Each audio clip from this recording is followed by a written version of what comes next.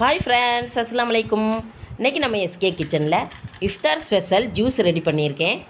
Apple, கொய்யா, சிகப்பு பழம், டேட்ஸ் இதெல்லாம் சேர்த்து சூட்டை தணிக்கக்கூடிய இஃப்தார் ஸ்பெஷல் ஃப்ரூட் ஜூஸ் ரெடி பண்ணியிருக்கேன். இதுக்கு ஃபஸ்ட்டு 1/2 லிட்டர் பால் கொதிக்க வச்சுருக்கேன். பால் கொதி வந்ததும் ஃப்ளேமை ஆஃப் பண்ணி சூடு பால்லையே டேட்ஸ் போடுதேன். இதனுடைய சீடை நீக்கிடணும். இந்த மாதிரி சூடு பாலில் டேட்ஸ் போடும்போது டேட்ஸ் நல்லா நைஸாக இருக்கும். மிக்சியில் டேட்ஸ் நல்லாவே கிரைண்ட் ஆயிரும். இதை விடவும் அதிகமாக டேட்ஸ் போடணும்னா டேட்ஸ் சேர்த்துக்கலாம். எனக்கு குறைவாக போதும்னு சேர்த்துருக்கேன். கூல் ஆகட்டும், இது ஒரு பக்கம் இருக்கட்டும். அடுத்து இதுக்கு என்னெல்லாம் ஃப்ரூட்ஸ் எடுத்து வச்சுருக்கோங்கிறத பார்க்கலாம். பாருங்கள், நல்ல நைஸான இந்த டேட்ஸ் தான் சேர்த்தேன். இந்த டேட்ஸ் நல்லா நைஸாக சாஃப்டாக இருக்கும்.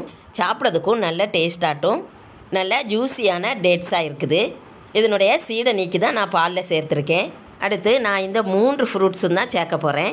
இந்த 3 ஃப்ரூட்ஸுமே நல்ல ஹெல்த்தியான ஃப்ரூட்ஸு. இதை எல்லாத்தையும் சின்ன சின்னதாக கட் பண்ணி மிக்ஸி ஜாரில் போட்டு தான் நல்லா ஃபைன் பேஸ்ட்டாக கிரைண்ட் பண்ண போகிறேன். பாருங்கள், சின்ன சின்னதாக கட் பண்ணிவிட்டேன். ஆப்பிள், ரெட் பழம், கொய்யா பழம் இது எல்லாம் சின்ன சின்னதாக கட் பண்ணி எடுத்து மிக்ஸி ஜாரில் சேர்த்துடலாம். வெயில் காலங்களில் இந்த ஃப்ரூட்ஸ் ஜூஸ் எடுத்துக்கிட்டிங்கன்னா சூட்டை தணித்து தணுப்பை தரக்கூடிய ஃப்ரூட்ஸு.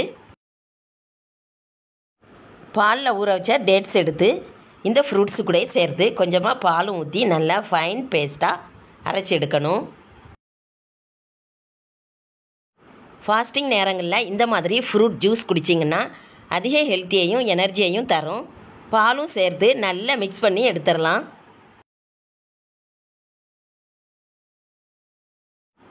பாருங்கள், நல்லா ஃபைன் பேஸ்ட்டாக அரைச்சி கொண்டு வந்துட்டேன். நல்லா நைஸாக இருக்குது. மீண்டும் இதில் தரிசுகள் கிடக்கும். ஒரு அரிப்பு வச்சு அரிச்சு எடுத்துடலாம்.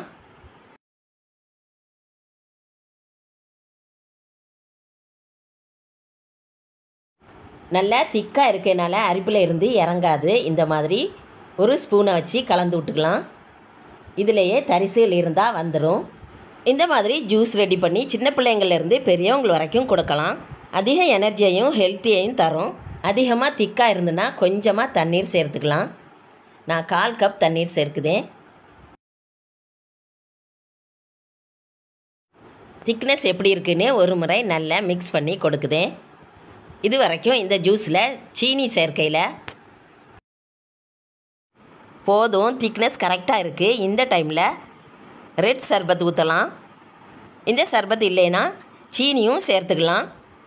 இந்த சர்பத்தில் 1 கப் சர்பத் ஊற்றுனீங்கன்னா நான் ரெடி பண்ணி வச்சுருக்கக்கூடிய ஜூஸுக்கு இனிப்பு நல்லா கரெக்டாக இருக்கும். சர்பத் ஊற்றுனதும் நல்லா மிக்ஸ் பண்ணிட்டேன். பாருங்கள், கலருமே நல்லா சூப்பராக இருக்குது.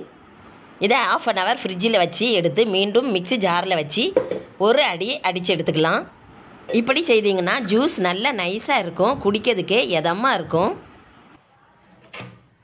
ஃப்ரிட்ஜில் வச்சு எடுத்ததுனால கட்டி பிடிச்சிருக்கு. இதையும் அப்படியே போட்டு அடித்து எடுத்துக்கலாம்.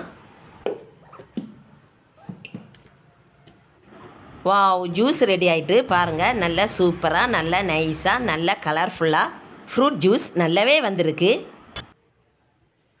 பார்க்கவே உங்களுக்கு புரியும்னு நினைக்கேன்.